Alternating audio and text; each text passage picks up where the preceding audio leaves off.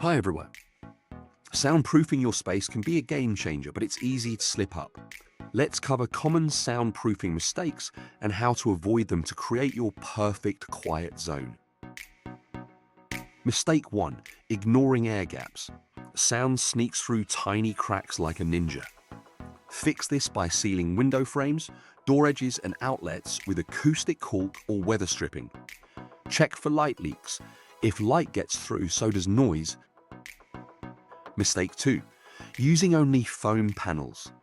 Foam absorbs echoes but doesn't block external noise. Combine it with mass-loaded vinyl or extra drywall with green glue to stop sound in its tracks.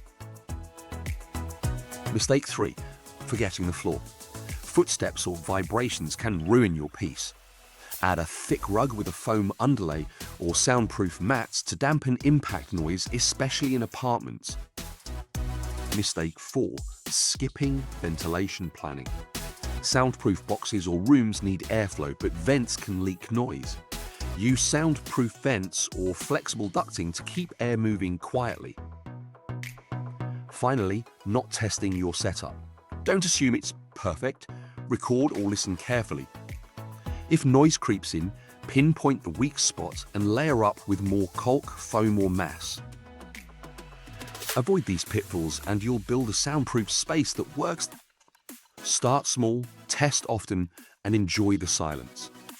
For more tips, hit that like button and share your soundproofing wins below.